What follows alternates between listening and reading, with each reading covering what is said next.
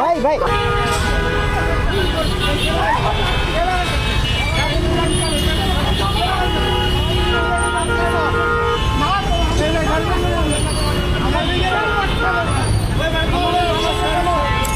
কি অবস্থা রে ভাই।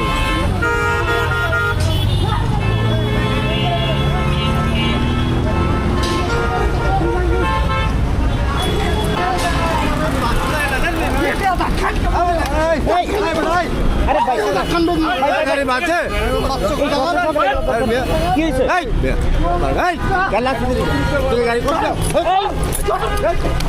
ভাই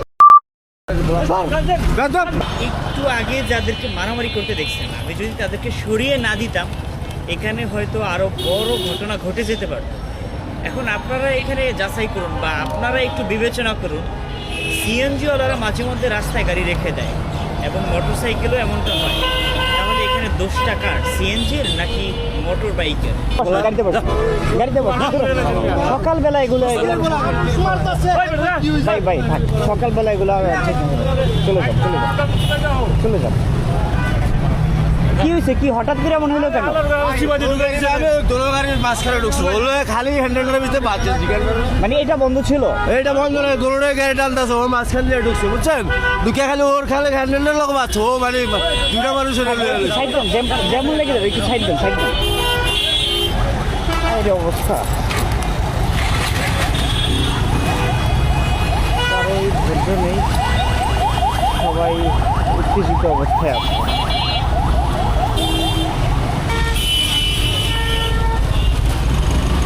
আল্লাহ সবাইকে ধৈর্য দান করুন। এই সকালবেলা যদি এমন মারামারি হয় এগুলো কেমন? আর সিএনজি চালকদেরকে বলবো আসলে মোড়ের মধ্যে যেখানে গাড়িগুলো যেখানে ইউটার্ন করে সেই জায়গাতে আপনার গাড়ি না রাখলেই তো হয় ভাই, একটু জায়গা ছেড়ে দিয়ে তারপরে রাখেন। আর ওই লোকটার, ওই ভাইয়ের মনে হচ্ছে যে সকালবেলা অফিস টাইম কিংবা তার সময় খুব স্বল্প, এই কারণে সেও বেশি উত্তেজিত হয়ে গিয়েছিল। এখন সামান্য রাগ বা এই মেজাজ দেখানোতে আমি বা আপনাদের যেটা মানে হওয়ার সেটা হলো যে ক্ষতি। আমি বা আপনারা যদি মেজাজ দেখাই বা রাগ দেখাই তাহলে এখানে আমাদের ক্ষতি হবে, যে কোনো এক পক্ষের ক্ষতি হবে। আর ক্ষতিটা থেকে ভাই যদি বাঁচতে হয় তাহলে অবশ্যই আমাদের কিছুটা স্যাক্রিফাইস করতে হবে। হ্যাঁ, কেউ একটু ভুল করছে, আমি সেটাকে ক্ষমা করে দিলাম বা আমি আর কিছু বললাম না, এটা অবশ্যই থাকা উচিত।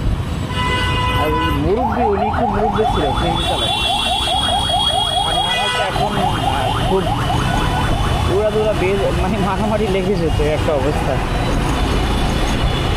আপনারাই বলবেন এখানে আসলে দোষটা কার ছিল, কারণ ডান পাশে একটা সিএনজি স্টপ করা আর বাঁ পাশে যেই মুরব্বির সাথে বাইকারের হাতাহাতি হয়েছে সেই সিএনজিটা, হ্যাঁ সেটাও দাঁড়ানো ছিল, তো মাঝখান দিয়ে উনি আসলে ঢুকাইছিল। তখন একটা সিএনজির সাথে গাড়ির কিছু অংশ বেজে যায়, মানে বাইকের, তারপর থেকে হাতাহাতি শুরু হয়ে যায়।